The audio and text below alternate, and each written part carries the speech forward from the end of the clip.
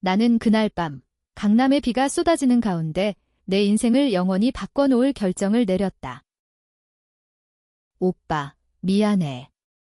이건 내 잘못이 아니야. 나는 속으로 중얼거리며 손에 쥔 그 서류를 불태워 버리고 싶었다. 하지만 불태우는 대신 나는 그것을 그대로 두었다. 왜냐하면 그 서류가 바로 나의 복수의 시작이었으니까. 그리고 가장 충격적인 사실은 내가 배신당한 사람이 바로 내 오빠였다는 거다. 혈육의 피가 흐르는 그 사람, 내가 평생 지켜주려 했던 유일한 가족. 서울의 번화한 강남구, 그곳에 자리 잡은 한성그룹의 본사 빌딩은 낮에는 화려한 유리와 강철의 상징이었지만 밤이 되면 그림자처럼 고요해졌다.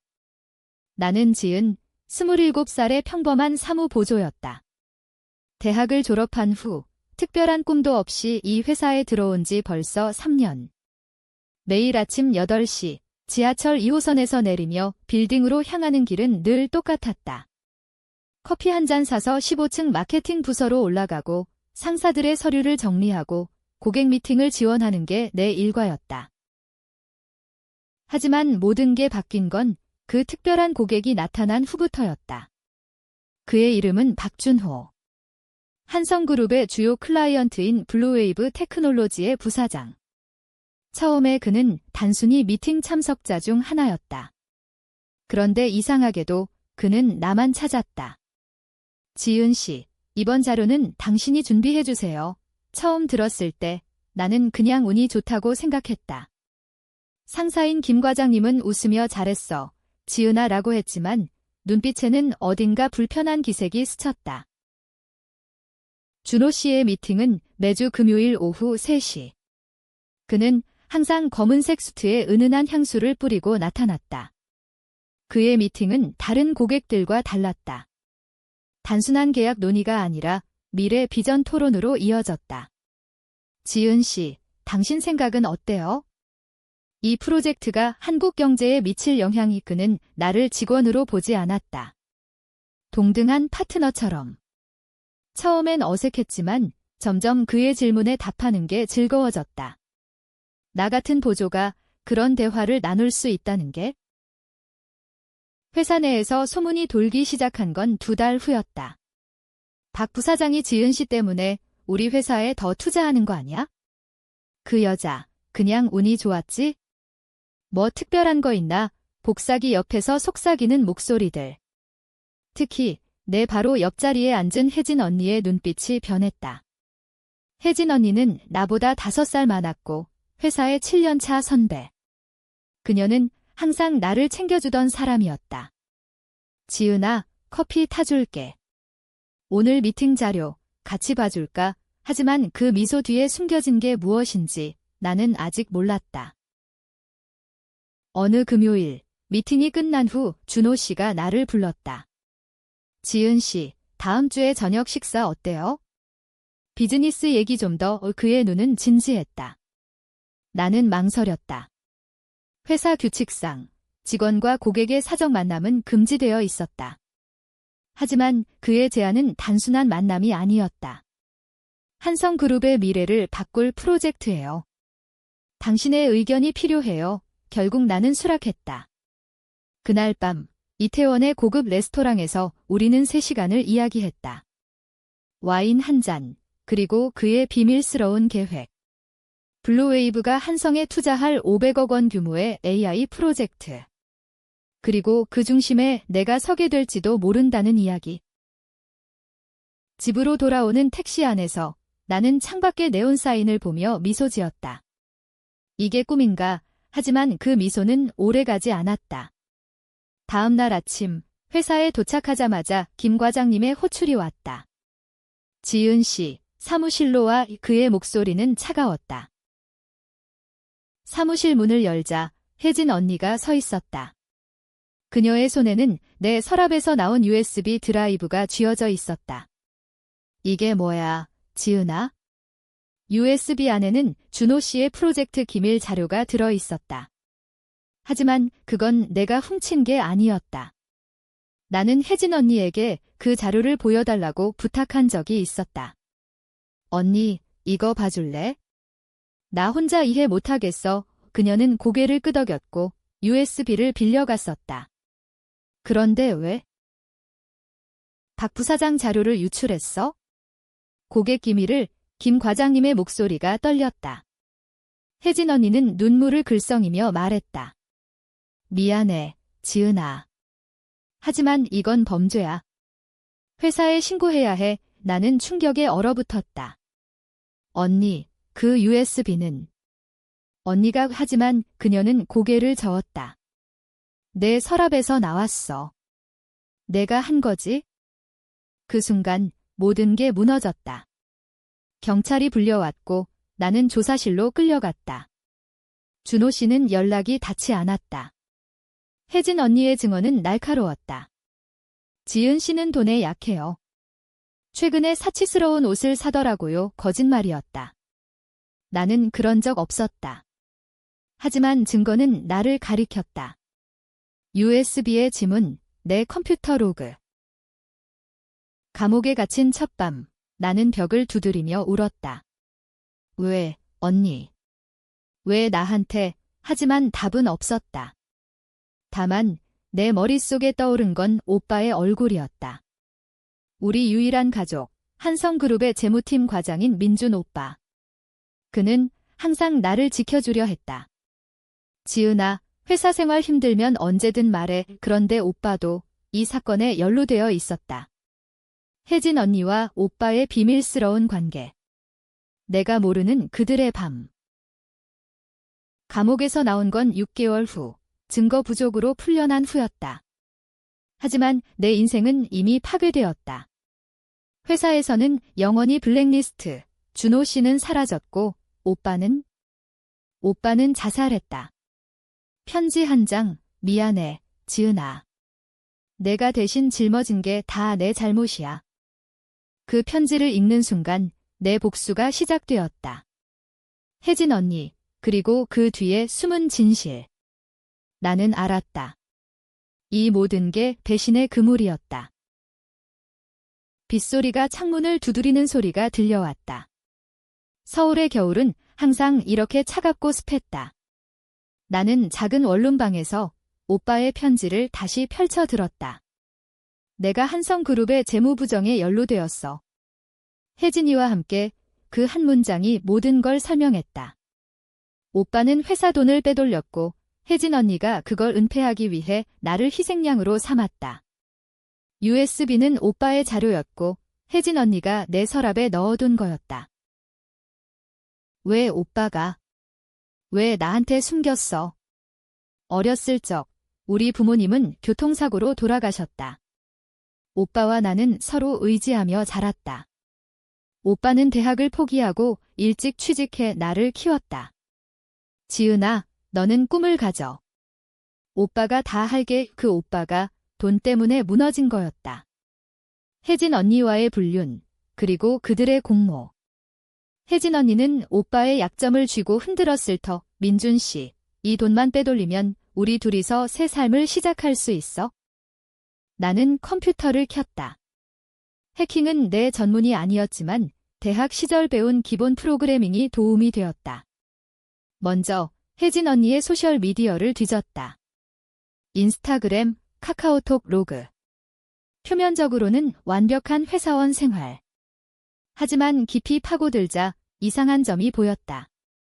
익명의 계정으로 오빠와의 메시지. 오늘 밤 그 서류 처리했어? 지은이는 아직 모르지? 분노가 치밀었다. 하지만 복수는 서두를 게 아니었다. 나는 계획을 세웠다. 첫째, 증거 수집. 둘째, 혜진 언니의 약점 찾기. 셋째, 그녀를 무너뜨리는 순간 만들기. 서울의 밤거리를 걸으며 나는 생각했다. 이 도시에서 살아남으려면 약한 척해야 한다. 다음 날, 나는 한성그룹 근처 카페에서 아르바이트를 시작했다. 우연히 혜진 언니를 만날 기회를 노렸다. 그녀는 여전했다. 세련된 코트, 미소 짓는 얼굴. 지은아, 너 여기서 일해. 그녀의 놀란 표정. 나는 억지로 웃었다. 네, 언니. 풀려난 후에요. 아직 일자리 구하기 힘들어요. 그녀는 안타까운 척 안아주었다. 미안해, 지은아. 그때는 어쩔 수 없었어. 그 잔아줌 속에 숨겨진 떨림을 느꼈다. 그녀는 불안해하고 있었다. 왜? 오빠의 자살이 그녀를 괴롭히는 걸까? 아니, 더 깊은 비밀이 있을 터 카페에서 대화를 이어갔다. 언니, 요즘 회사 어때요? 오빠 일도 그녀의 눈이 살짝 흔들렸다. 민준 씨는 안타까웠어. 하지만 그건 그의 선택이었어. 그날 밤 나는 혜진 언니의 집 근처를 맴돌았다. 그녀의 아파트는 압구정동의 고급 빌라. 어떻게? 보조 월급으로? 의심이 커졌다. 나는 드론 카메라를 빌려 창문을 찍었다. 불법이지만 복수를 위해선 뭐든 화면에 비친 그녀의 방 그리고 그 안의 남자. 박준호 씨였다. 충격이었다. 혜진 언니와 준호 씨. 내 프로젝트를 훔쳐 그들의 이득으로 삼은 거? USB 자료는 바로 그 AI 프로젝트였다. 혜진 언니가 오빠를 이용해 자료를 빼돌리고 준호 씨에게 넘긴 거다. 나는 그걸 알면서도 오빠를 보호하려 애썼다. 오빠, 그 자료는 위험해. 버려. 하지만 오빠는 듣지 않았다. 혜진 언니의 유혹에 빠져. 이제 퍼즐이 맞춰졌다. 혜진 언니는 단순한 선배가 아니었다. 그녀는 야심만만한 여우였다. 회사 내에서 오빠를 꼬시며 재무 비밀을 캐냈고 나를 이용해 고객을 유혹한 척하며 모든 걸 조종했다. 지은아, 박 부사장 미팅 자료 좀 봐줄래? 그 모든 게 함정이었다. 나는 익명 이메일을 보냈다. 혜진 언니에게. 너의 비밀을 안다. 만납시다. 내일. 한강공원. 그녀의 답은 빨랐다. 누구야? 장난치지 마. 하지만 그녀는 올 터였다. 불안이 그녀를 삼킬 테니까. 한강공원 벤치에 앉아 나는 그녀를 기다렸다. 비가 살짝 내리기 시작했다. 그녀가 우산을 들고 나타났다. 지은아. 너였어. 그녀의 목소리는 떨렸다. 나는 서류를 내밀었다. 오빠의 로그, 그녀와 준호의 메시지 캡처. 언니, 이게 다 뭐야? 오빠를 죽인 게 너지? 그녀는 창백해졌다. 아니야. 민준 씨가 먼저. 나한테 돈을 제안했어? 나는 그냥 얘 변명이었다. 하지만 그 눈빛에 약간의 후회가 스쳤다. 지은아, 용서해. 내가 다 갚을게. 돈이든 뭐든. 나는 웃었다. 돈. 오빠의 목숨을. 그날 나는 그녀를 풀어주었다. 아직 때가 아니었다. 복수는 한 번에 끝나지 않는다. 그녀가 집으로 돌아간 후 나는 다음 단계를 밟았다. 준호 씨를 만났다. 익명으로. 당신의 파트너 혜진 씨의 비밀이 있어요. 카페에서 만난 그는 여전한 매력을 뿜었다. 지은 씨. 오랜만이네요. 무슨 일로? 나는 직설했다. 당신이 내 인생을 망친 거 알아요. 하지만 혜진 언니와의 그 밤들, 재미있었나 봐요. 그의 얼굴이 굳었다. 무슨 소리요? 나는 사진을 보여주었다. 드론으로 찍은 그 장면? 그는 웃었다. 그게 뭐? 비즈니스 파트너일 뿐. 하지만 그의 손이 떨렸다. 이제 2마리 여우가 내 그물에 걸렸다. 하지만 진짜 사냥은 이제부터였다. 혜진 언니의 과거를 파헤쳤다. 그녀는 지방 출신, 가난한 집안. 대학 시절 부유한 남자를 꼬시며 올라왔다. 한성그룹 입사 후 여러 스캔들을 피했다. 하지만 하나, 그녀의 동생. 병든 동생을 위해 돈을 모았다. 오빠의 돈을 훔친 이유. 동생의 수술비. 동정심이 들었지만 억눌렀다. 오빠의 자살은 용서 못해. 나는 혜진 언니의 동생 병원 기록을 해킹했다. 다시, 불법, 그리고 익명으로 병원에 제보. 환자 가족이 회사 돈으로 수술비 냈어요. 확인하세요. 그녀의 세상이 흔들릴 터. 며칠 후, 그녀의 전화가 왔다. 지은아, 제발. 동생이 울음소리. 나는 차갑게 말했다. 오빠처럼 느껴봐. 서울의 봄은 늦게 찾아왔다. 벚꽃이 피기 시작할 무렵 내 복수는 본격화되었다. 혜진 언니의 동생 수술은 취소되었다. 병원에서 조사 들어갔고 그녀는 돈을 갚아야 했다. 그녀의 인생이 무너지는 걸 보며 나는 기쁨과 죄책감을 동시에 느꼈다. 이게 복수인가? 아니면 또 다른 배신? 나는 준호 씨를 압박했다. 당신의 투자, 혜진의 도움으로 이루어졌죠.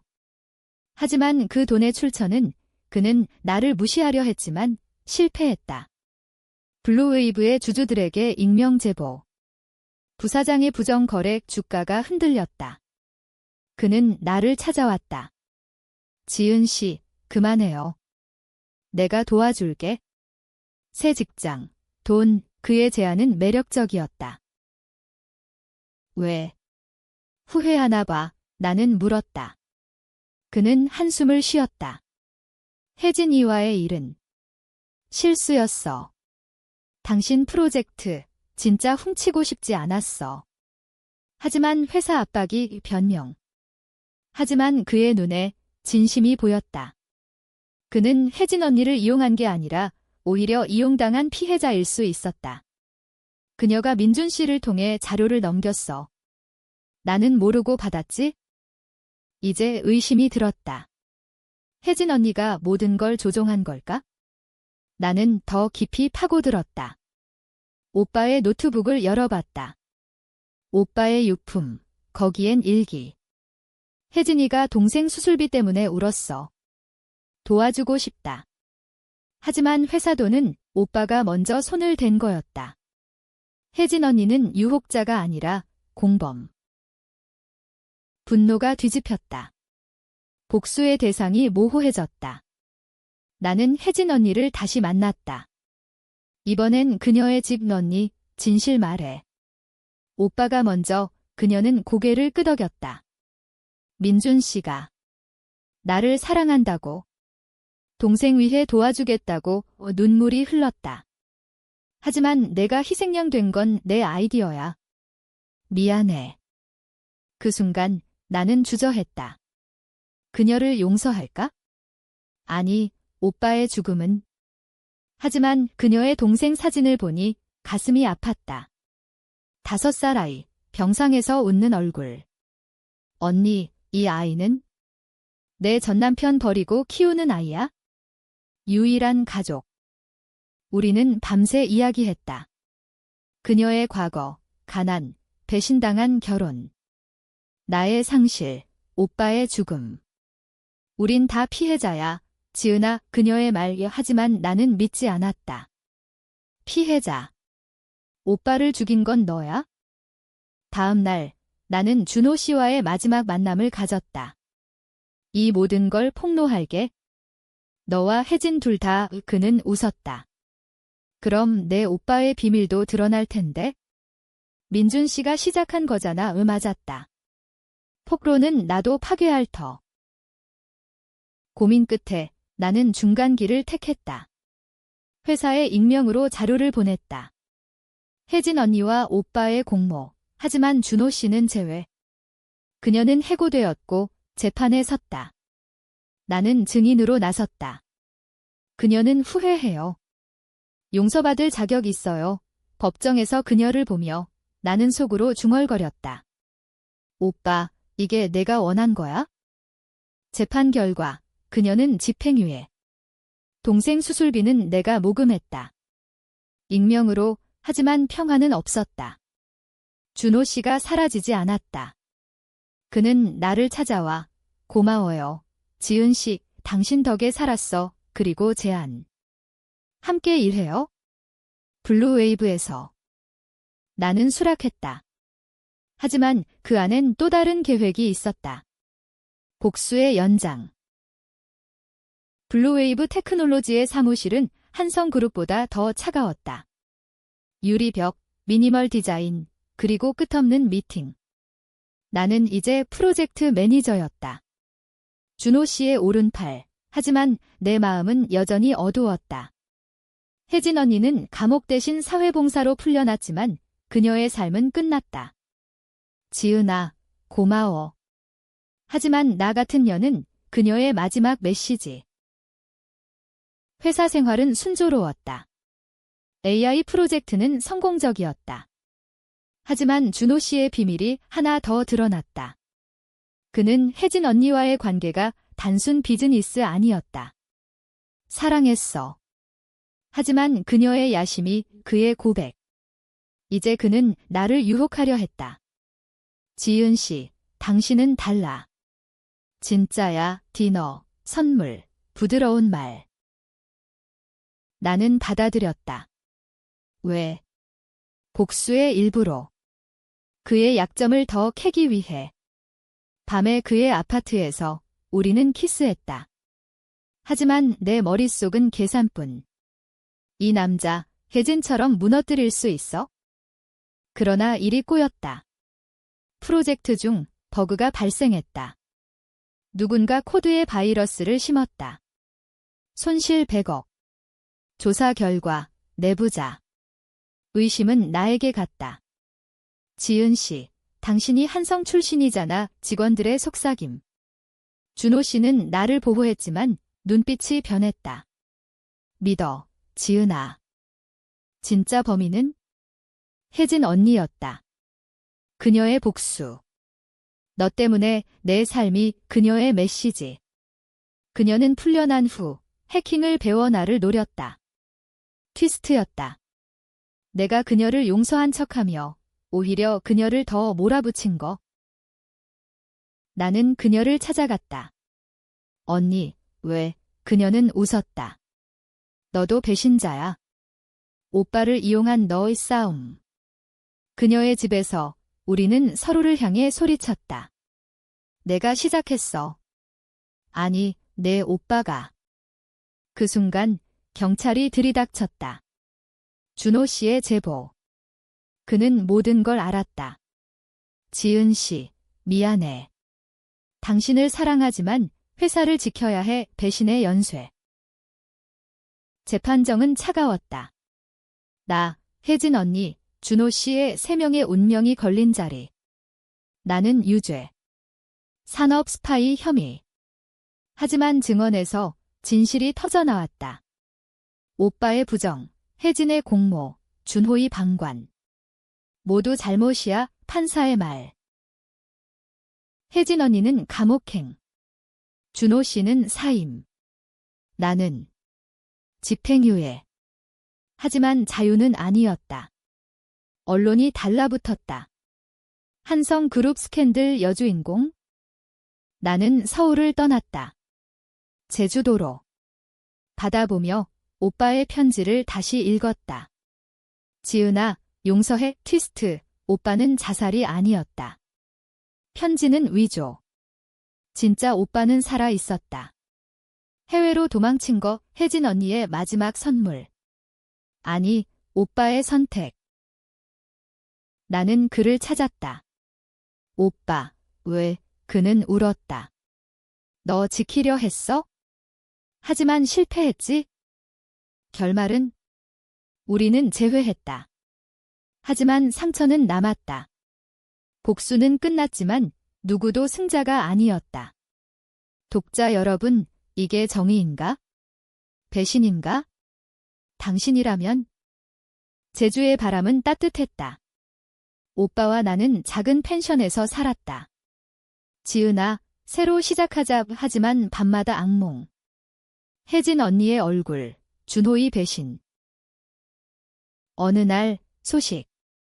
혜진 언니 자살. 편지, 미안해. 나도 피해자였어. 준호 씨는 결혼. 새로운 삶. 나는 선택했다. 용서. 하지만 그 용서는 나를 갉아먹었다. 복수의 끝은 공허. 한국 드라마처럼 비극적 해피엔드? 아니, 그냥 삶.